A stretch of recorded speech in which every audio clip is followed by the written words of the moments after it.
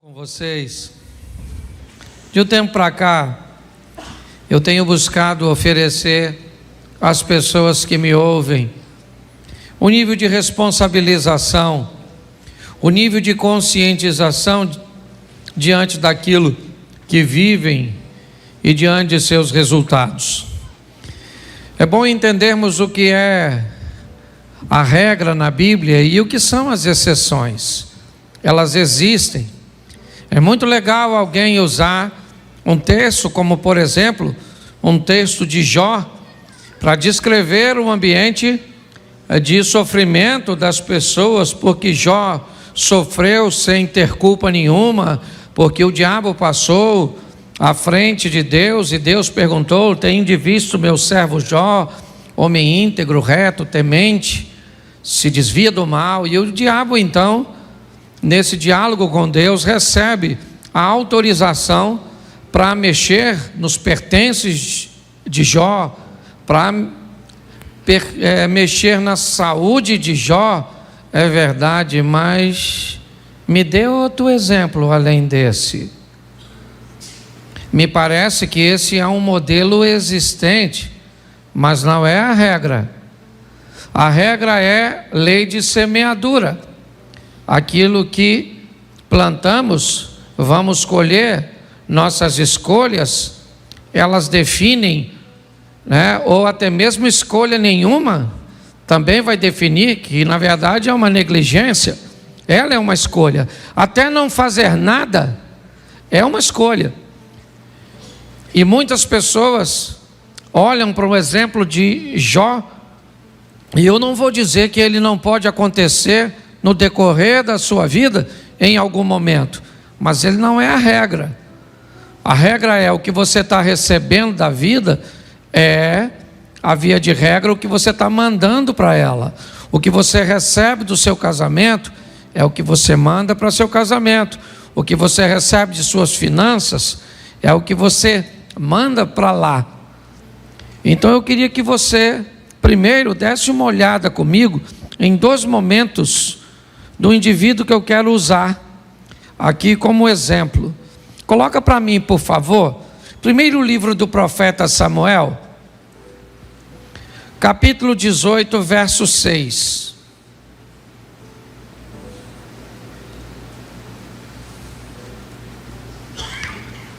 Sucedeu, porém, que vindo eles, quando Davi voltava de ferir os filisteus, as mulheres de todas as cidades de Israel saíram ao redor, ou saíram ao encontro do rei Saul, cantando e em danças, com adufes, com alegria, instrumentos de música. E as mulheres, tangendo, respondiam umas às outras e diziam: Saul feriu seus milhares, porém Davi seus 10 milhares. Preste atenção, Davi está vivendo talvez um dos momentos mais importantes de sua vida. Ele nunca tinha provado uma experiência desse tipo. Primeiro porque era muito jovem. Segundo porque era de uma família humilde. Terceiro porque nunca havia se destacado dessa forma. Nesse momento ele está chegando após a vitória contra o gigante Golias. E essa vitória motivou os soldados que estavam nas fileiras de batalha, e eles correram atrás dos filisteus. E agora, ao chegarem, as mulheres vão ovacionar Davi, elas vão engrandecer o seu nome. Ele vai se tornar grande no ambiente militar. Ele tornou o exército do Senhor um exército respeitado. Mostrou que um menino com uma tiradeira na mão e com um pedacinho de pau foi capaz de vencer a maior oposição. Um ambiente de afronta que já durava 40 dias sem sequer um candidato se apresentar para lutar contra o gigante. Davi vence Golias, ajudado por Deus, certamente, e todos sabiam disso, inclusive Saul, que vai passar a persegui-lo depois dessa data. Põe para mim, por favor, segundo livro do profeta Samuel, capítulo 12, verso de número 15. Bom, aqui nós temos o mesmo Davi.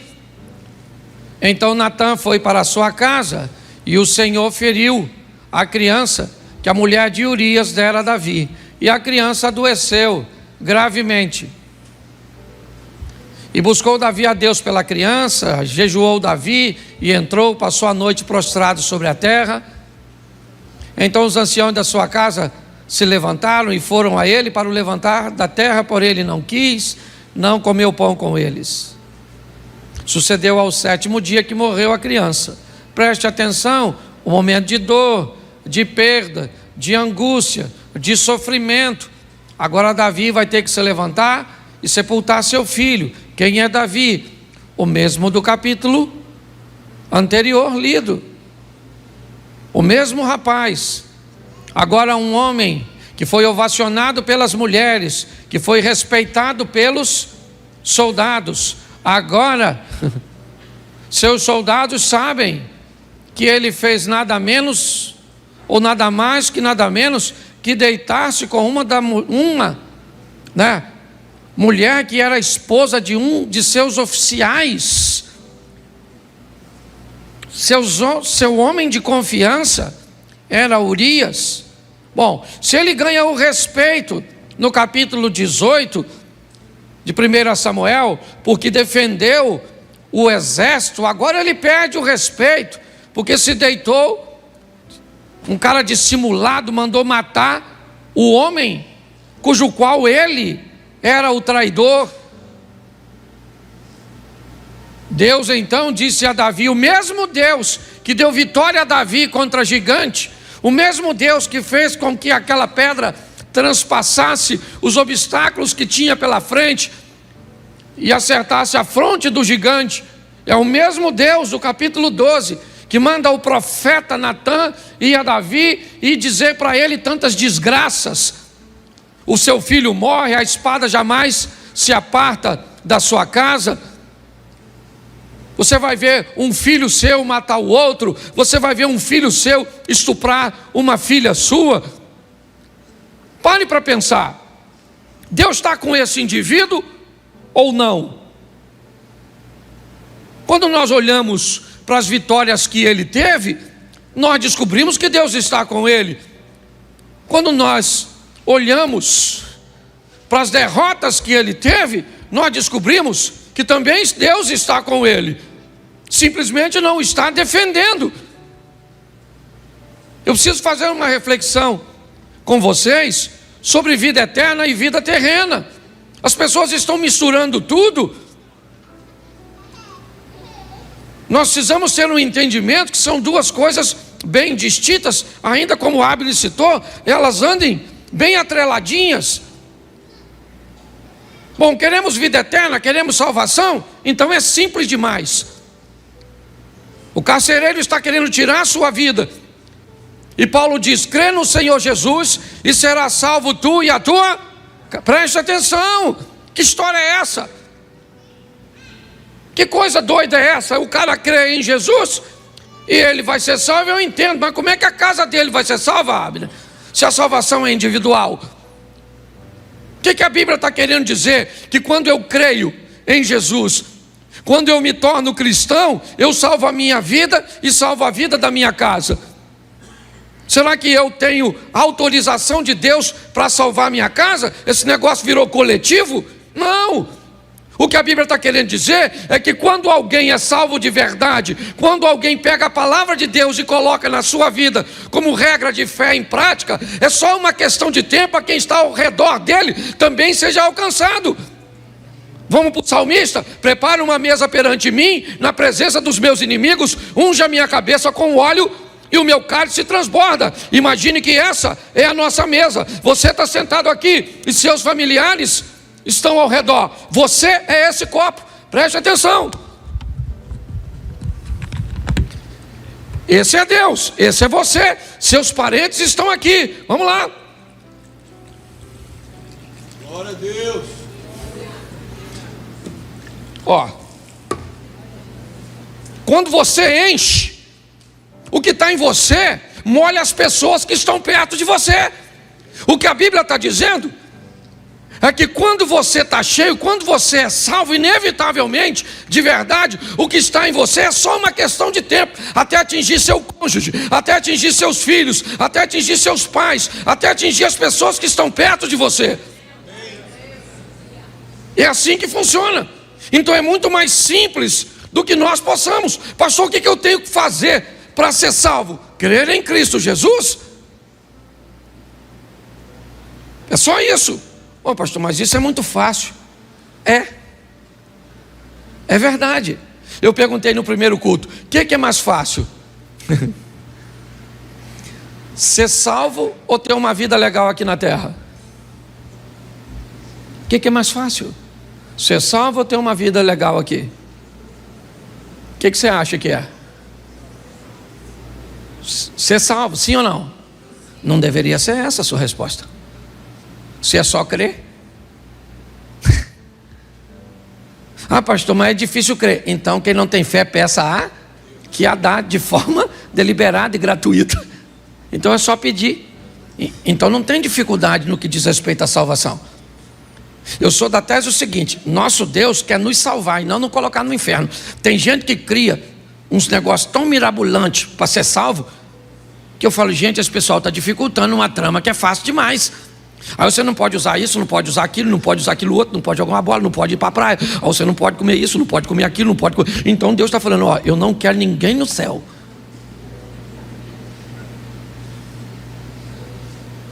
Mano, preste atenção. Uma coisa é você facilitar, outra coisa é banalizar. Eu não estou aqui para banalizar a salvação. Não é isso, mas eu também não estou para dificultar. Ah, você usa calça comprida? Usa. Vai para o inferno. Você usa um batom? Satanás. Se ele for só brilhante, aí uma área do inferno que não é muito quente. Mas dependendo da cor. Entendeu? Você já notou que tem gente que parece que não quer que ninguém vá para o céu? Aí é só não pode isso, não pode aquilo, não pode aquilo outro. Nós temos que ter cuidado com isso. O que Jesus quer é nos dar a vida eterna. Foi para isso que ele morreu. E a Bíblia é bem clara dizer: se nós cremos em Jesus, nós seremos salvos, sim ou não? Isso aí. Só que crer em Jesus não te dá a vida boa aqui na terra. E é isso que eu quero conversar com vocês. Certo? Quem quer morar no céu, todo mundo está afim. Tem alguém querendo para o inferno? Levanta a mão. Mesmo não querendo, tem uns que vão. Eu penso assim, eu dou o meu parecer. Depois você pode avaliar, os teólogos de plantão, fica à vontade, os achólogos também, fique tranquilo. Preste atenção, para mim, para aqueles que já receberam e conhecem Jesus, se você morrer devagar, basicamente ninguém se perde, porque todo mundo vai para onde sabe o endereço. Ficou doente, a morte começou a parecer que alguém vai apagar o interruptor, você já falou, oh, meu Deus do céu, tem misericórdia da minha vida, perdoa todos os meus pecados. Você pede perdão até do pecado que não tem. Senhor, perdoa o que eu vou fazer amanhã. Entendeu? O problema é a morte súbita. Infartou, aí não dá tempo mais não, maluco. Aí quando você viu, já está do outro lado. Caraca, morri. Morreu, para onde eu vou? Falar, já sabia desde lá. Ok? Então para mim é mais fácil ser salvo. Eu, por exemplo, eu não tenho medo de morrer, eu tenho medo de dor. Aliás, eu acho que isso é uma coisa de todo homem. É ou não é? Mulher já nasceu preparada para dor. Homem é frouxo quando o assunto é dor. Mulher se corta toda para ficar bonita. Homem, qualquer corte para ele é feio. Certo? Quantos homens aqui já fizeram? Deixa eu fazer uma pesquisa de campo. Se você fosse ter um filho homem, você preferiria normal ou cesárea? Desgracei a vida do homem. Porque qualquer uma das duas opções dói. Não é? Ele diz assim: eu preferia ser estéril. Era a preferência do homem. Certo? Quantas mulheres aqui já fizeram uma cirurgia plástica básica de qualquer natureza para ficar mais bonitinha? Por gentileza, manifeste-se agora. Levanta a mão, por gentileza. Glória a Deus. Glória a Deus. Deus abençoe a senhora. E se tiver que fazer mais, faça. Quantos homens aqui já fizeram alguma cirurgiazinha plástica para ficar mais bonitinho? Levante a mão, por gentileza. Já notou que não é regra, é exceção. Lembra do começo da mensagem? Porque pra gente esse negócio de doer não é com a gente, não é? Uma mulher com 39,5 de febre, ela levanta de manhã, bota as crianças pro colégio, faz comida, bota o marido para trabalhar, paga as contas, volta, arruma a casa toda, pega as crianças, faz amor com o marido à noite, toma um antitérmico e vai dormir. Seu marido 37,5, dá uma tonteira nele, a boca fica amarga, ele já mandou avisar todo mundo que não vai trabalhar e possivelmente a morte está rondando a vida dele e já começa a dar senha de banco. Não é? A verdade é essa, querido. Eu preciso mostrar a você algo muito simples, mas que às vezes nós complicamos. Quando o assunto é vida eterna, é fácil. É crer em Cristo. Ok? Temer a Deus e crer em Jesus Cristo nos dá direito à vida eterna. Porém, viver aqui na terra é mais complicado. Por quê? Porque nós vivemos debaixo de uma lei.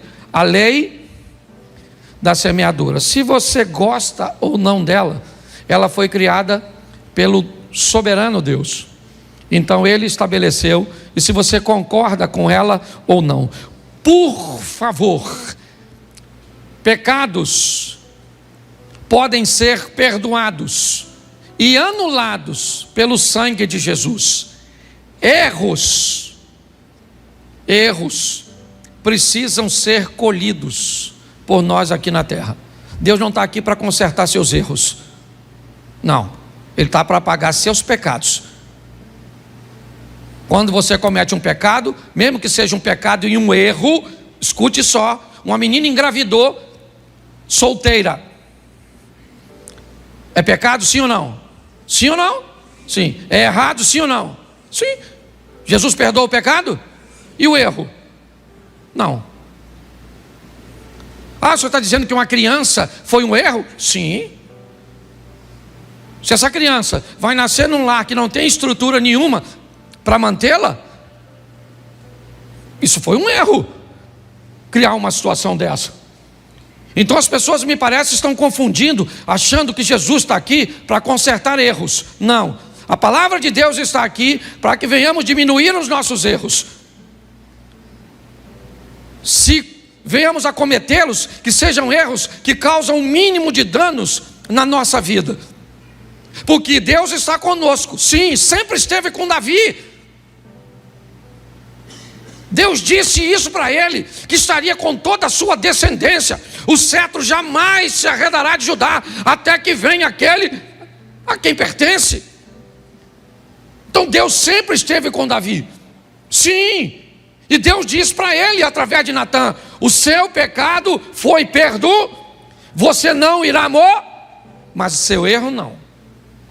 Seu erro foi computado, e agora você vai ter que colher o fruto disso. Então quero te mostrar um texto, porque me parece que depois de tantas indas e vindas, Davi aprendeu um pouco. E esse aprendizado eu acho que vale bastante para mim e para você. Põe aí para mim, segundo livro do profeta Samuel, capítulo de número 22. Verso de número 17. Vou botar o 18 que fica mais fácil para a gente adiantar. Preste atenção. Livrou-me do meu possante inimigo e daqueles que me tinham ódio, porque eram mais fortes do que eu. Preste atenção aqui.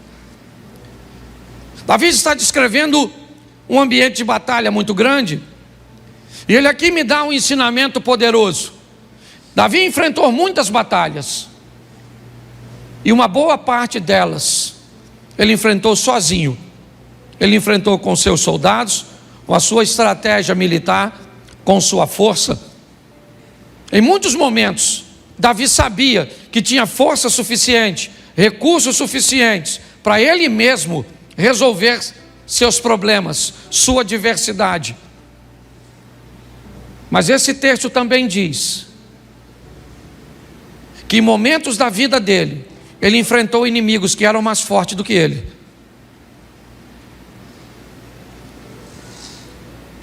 Em momentos da vida dele, ele teve que lidar com desejos que foram superiores às suas vontades.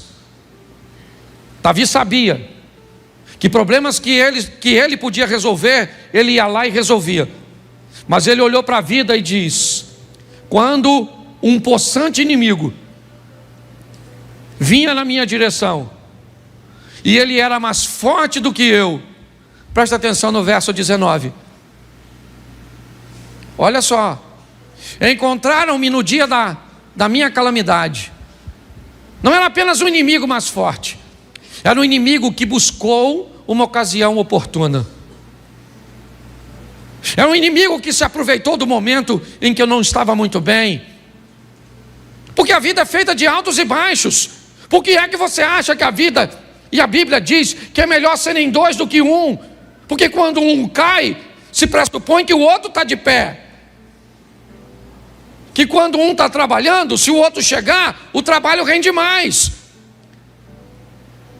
O que a Bíblia está dizendo é: se nós tivermos alguém perto de nós, provavelmente esse alguém não vai estar no mesmo momento, passando pela mesma situação que nós. Ou às vezes, mesmo que esteja, ele seja capaz de ter mais força do que nós. E nós podemos pedir a ele ajuda, ou menos força do que nós, e nós poderemos sair em socorro. Mas o que ele está dizendo é que esse inimigo, ele é mais possante, diz o verso 18. Volta no 18, por favor. Ele é possante, ok? Ele vem com ódio, ele é mais forte do que eu, verso 19, e ele procura um momento que eu não esteja bem. Apesar de tudo isso, Davi diz uma coisa: o Senhor se fez meu esteio. O inimigo veio do jeito que ele quis vir, aproveitou o melhor momento contra mim, mas ele teve que lidar com uma coisa, com alguém que me amparava, e esse alguém era Deus. É isso que ele está escrevendo. Vamos ver por quê. Porque a gente precisa entender porque é que esse cara recebe o apoio de Deus, o esteio veio para ele e não vem para mim e para você. Porque é que ele tem apoio aí, é muito romântico e bonitinho. Eu leio na Bíblia que Deus vai socorrer um camarada, mas aí o Deus da Bíblia não é o Deus da Bíblia de hoje. Então por que é que esse Deus de Davi não vem me socorrer? O que Davi tem melhor do que eu? Se o Novo Testamento diz que Elias era um homem sujeito às mesmas paixões que nós, e eu posso transferir isso para Davi. Davi não tinha nenhuma vantagem sobre mim e nem sobre você. Então que história é essa de um Deus que vira esteio desse camarada no momento de calamidade dele, no momento de um ataque de alguém que é mais forte, certo? Do ataque de alguém que está odiando, e nós vivemos tudo isso. Cadê Deus? Vamos descobrir se tem alguma coisa que nos diferencia de Davi, porque talvez tenha.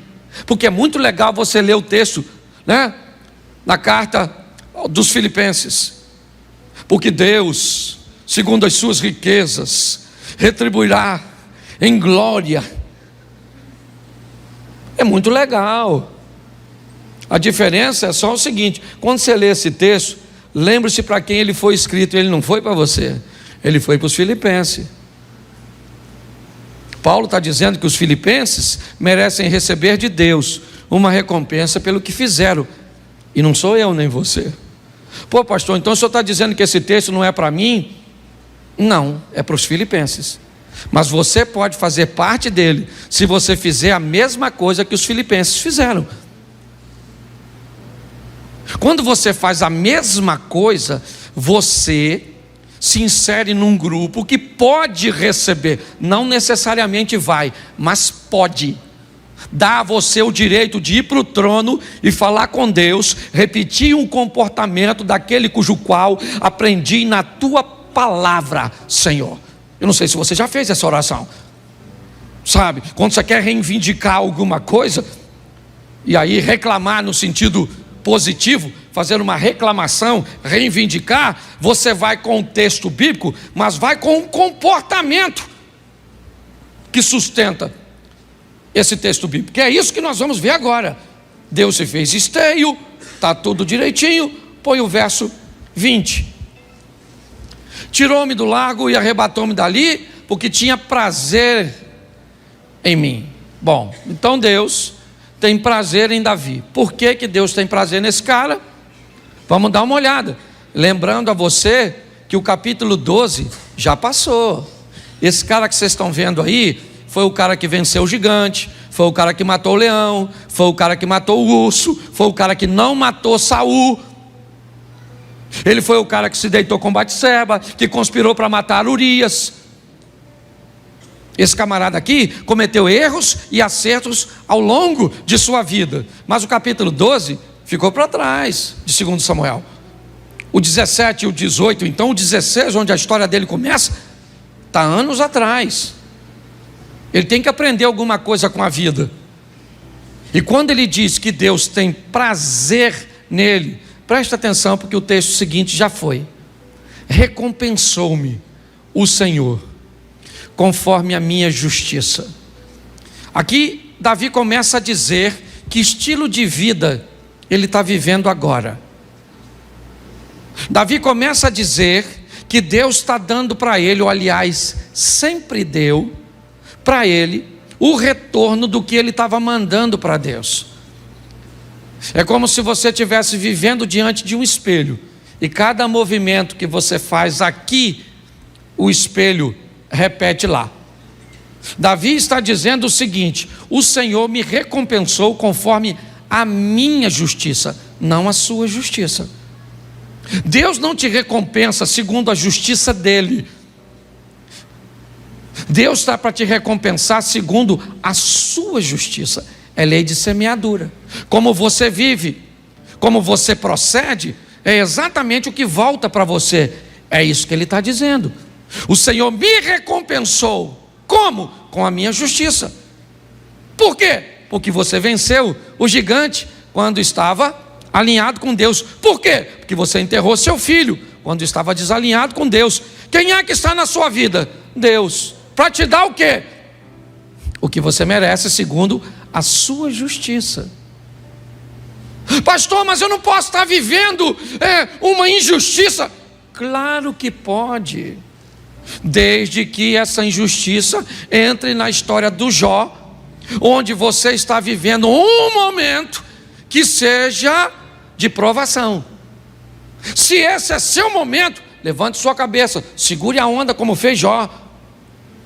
Nu saí, nu eu volto, louvado seja o nome do Senhor, recebi o bem de Deus, por que não receberia o mal? E se é um cara íntegro, correto, equilibrado, recebendo, os amigos dele vão visitá-lo, e qual é o discurso? O que você fez de errado? Ele disse: eu não fiz nada de errado. Tem que ter feito, porque na cabeça de algumas pessoas, você não pode sofrer que tem pecado. Não, existem momentos bem isolados, que seu sofrimento não tem nada a ver com isso. Mas entenda bem, ele é bem isolado. Pare de dizer, quando alguém estiver falando, essa aqui, esses dias, falou: Cláudio, se você souber o que estão falando a nosso respeito. Eu falei para ela: Mary, quando alguém fala algo a nosso respeito, duas coisas podem ser. Primeiro, pode ser verdade. E se pessoas falam verdade a nosso respeito, isso significa que nós precisamos mudar a nossa postura e corrigirmos a nossa rota. Segundo, pessoas podem estar falando mentira a nosso respeito. Então vamos descobrir o que elas estão falando. Se for verdade, a gente corrige. Se for mentira, é a única forma que a pessoa tem de falar mal a nosso respeito. Quando alguém fala mal de mim e é em verdade, eu não tenho o que fazer. O que eu posso fazer? A melhor maneira é você viver de uma forma tão honesta que o único jeito que alguém tenha para falar mal a seu respeito seja com mentiras. Não tem jeito. Ah, mas vai se ver com Deus. Não vai não, filho. Não vai não. Para se ver com Deus, tem que falar com você, mal de você injustamente. Mas se você estiver fazendo, vão falar e vão falar e vão falar. Entendeu? Por quê? Porque você está dando motivo. Se nós entendermos isso, talvez vamos lidar melhor com o nosso posicionamento. Davi, ele está dizendo que a justiça dele é que vive na vida dele. Ah, Deus vai mandar para... Não, Deus. Segundo a minha justiça, o Senhor me recompensa. Certo? Eu vou viver segundo a pureza das minhas mãos. Minhas mãos, meus atos, minhas decisões, é isso. O ambiente de ação também é visto na Bíblia como mãos. Então, como eu ajo, certo? As minhas ações, se elas forem puras, eu recebo resultado disso. E ele continua. Dá uma olhada no 22, porque vai embora. Porque guardei os caminhos do Senhor e não me apartei impiamente do meu Deus. Ele está descrevendo porque ele é um cara abençoado. Não é por acaso, não é porque Deus gostava dele e não gosta da gente. Ele está descrevendo: eu recebi justiça porque agi com justiça. Oh, mas ele não agiu com justiça quando ele matou Urias. Beleza, então quando ele matou Urias, ele viu seu filho ser morto. É assim que funciona. Eu preguei esse dia sobre Jacó e Esaú, lembra? Jacó trai o irmão e não resolve o problema e viaja. Quando ele chega lá, Esaú não está lá para se vingar, mas quem é que está lá? A traição. Então a traição pulou do Esaú para o Labão. Então Jacó traiu Esaú e Labão traiu Jacó, porque o futuro está lá te aguardando. É assim que funciona. Nem sempre ele vai vir na mesma pessoa, ou nem sempre ele vai vir na mesma moeda, mas é a vida. É assim que funciona. O texto, ele está ali, ó. Por quê? Por quê? Ele tá, olha lá, olha o porquezinho lá, ó. Deu para notar que já é uma respostazinha? Vamos lá. Porque guardei os caminhos do Senhor e não me apartei impiamente do meu Deus. Por isso que eu estou vivendo tudo que eu estou vivendo. É Davi. Olha o que ele diz no 23. Porque todos os seus juízes estavam diante de mim. Não tinha juiz nenhum diante de Davi. Que juiz que estava lá? Samuel estava lá, é isso? Todos os juízes estavam lá? Não, o que ele está falando foi do que ele aprendeu. O certo. O que ele diz, o certo está sempre diante de mim. Quando eu faço alguma coisa que é errada, eu tenho um juiz, que são os estatutos, para eu não me desviar dele, que é aquela mãozinha do Espírito Santo narrada por o profeta Isaías. Então ouvirei uma voz que dirá por trás de mim: este é o caminho, andai nele, não se desviai nem para a direita e nem para a esquerda. É Deus o tempo inteiro buscando corrigir nossa rota. Está aqui, ó, está aqui. Se eu posso olhar para onde devo ou não devo, se eu posso falar ou não falo, se eu posso mexer ou não mexer, se eu posso fazer ou não fazer, está tudo aqui. Os estatutos estão diante de nós. Os juízes estavam diante de mim o tempo inteiro. E aí, seus juízes traziam seus mandamentos, seus estatutos, dos quais eu não me desvi, pelo menos agora. Antigamente se desviou sim. Que negócio é esse desse camarada vir dizer que é um santinho, que é alguém que não comete erros? Ah, dos seus estatutos eu não me desviei. Ele poderia encontrar com Simei, ou com um daqueles que conheciam o seu passado, diziam: meu irmão, eu conheço você, em 1992 você fez isso. Ele falou: meu irmão, mas nós estamos em 2022, eu não sou a mesma pessoa que era antes, estou andando com Deus já faz tempo.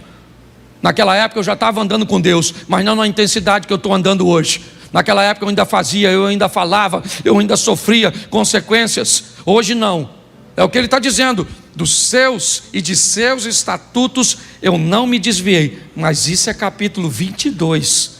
Não queira ler esse texto aqui, sem antes conhecer a história do cara que escreveu. E ele continua dizendo, vamos lá, ele vai repetir novamente: porém fui sincero perante ele, e guardei-me da minha iniquidade. Isso, Davi está falando de fraquezas, mas não está falando mais de fracasso. Preste o que ele diz: eu fui sincero. Sincero, o que é sinceridade? É dizer a verdade. Eu estou sentindo, eu estou sentindo. Eu estou legal, eu estou legal. Eu não estou legal, eu não estou legal.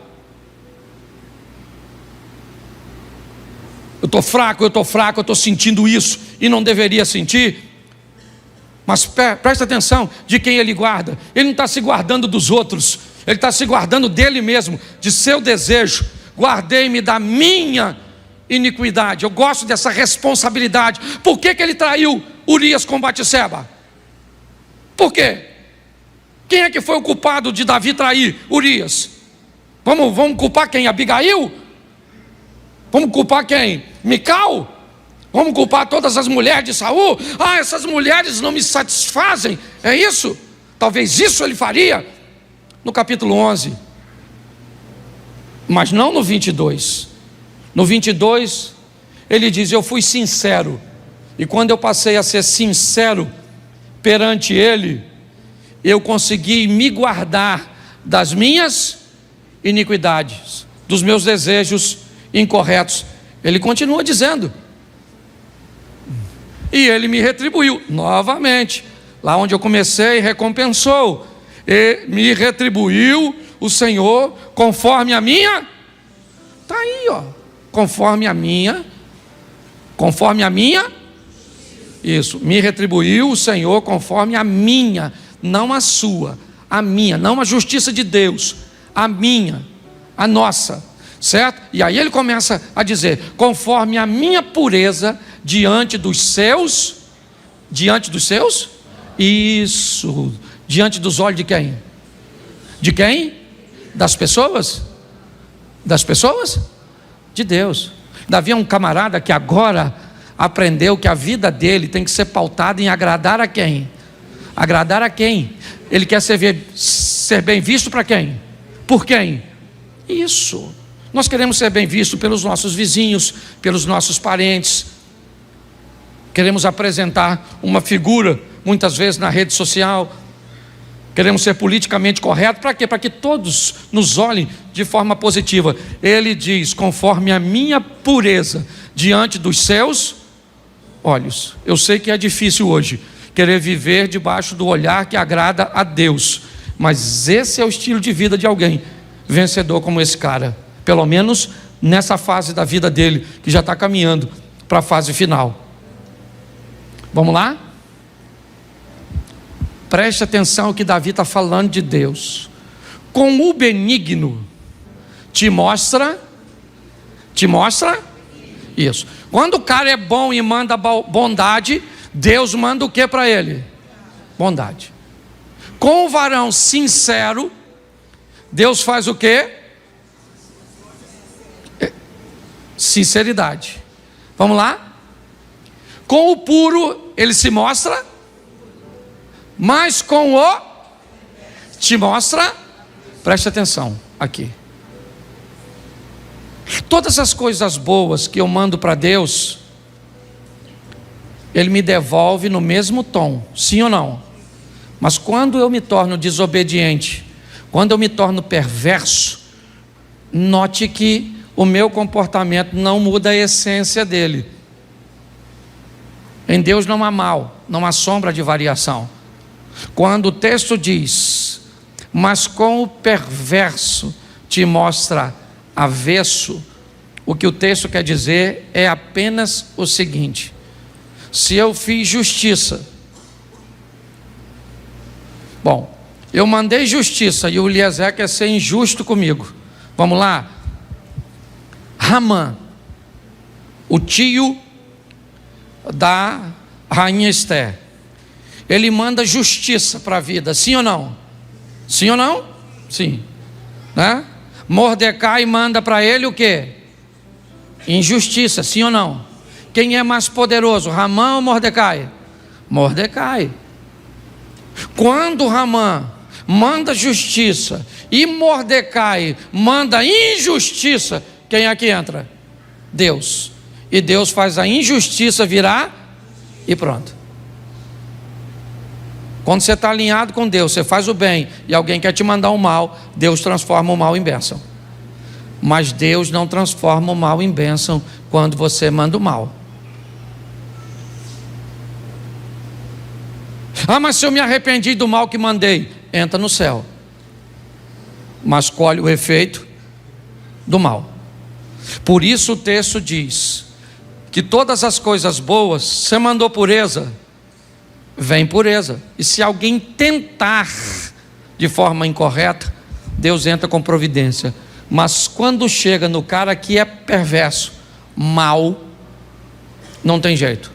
Eu mandei maldade, Deus faz o quê? Continua onde sempre, no controle de todas, só não se mete. Poxa, pastor, não concordo com isso. Beleza, os caras vão jogar os 3 amigos de Daniel na fornalha. Lembra? Sadraque, Mesaque e Abednego, Ananias, Misael e Azarias. Eles morreram, os 3 rapazes. E os caras que foram jogar ele, morreram ou não? Morreram ou não? Sim. Ué.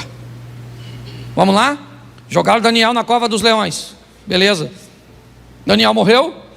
Os caras que conspiraram contra Daniel, quando entraram na cova, o leão matou?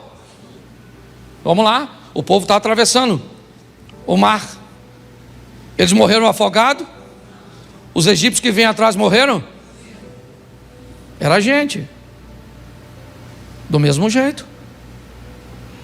Dá para você entender isso? Você quer fazer separação entre o povo de Deus? Faça, fique à vontade. Só estou te mostrando que sempre tem 2 grupos: dos alinhados e dos desalinhados. É só isso. O tempo inteiro Deus está querendo falar isso comigo e com você. Que estilo de vida você quer? Ah, pastor, mas Deus é amor. Beleza. Dizer que Deus é amor não está errado, mas a resposta também não está correta. Ela está incompleta. Um bolo é farinha, sim ou não? Sim ou não? Não. Só farinha? Um bolo é farinha? Um bolo é açúcar? Um bolo é fermento? Um bolo são ovos? É manteiga? Sim ou não? Então por que na hora que nós vamos delinear Deus, Ele é só amor, e aí qualquer tipo de amor vale, qualquer coisa pode? Não, porque amor, porque Deus é amor. Não, Ele é amor, mas Ele é fogo consumidor. Ele é amor, mas Ele é justiça. Nós temos uma série de coisas. Está na hora de você parar de sofrer, fazendo o quê? O mesmo que as pessoas fizeram quando aprenderam as lições da vida. Não foi fácil para esse camarada. Começou no 1 Samuel 16, quando ele entra na história. Momentos extraordinários, fantásticos, é verdade.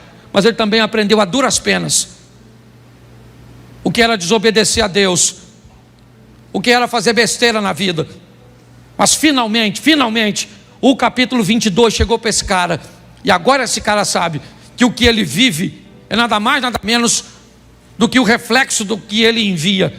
E aí ele mudou, aí ele ampliou sua mente.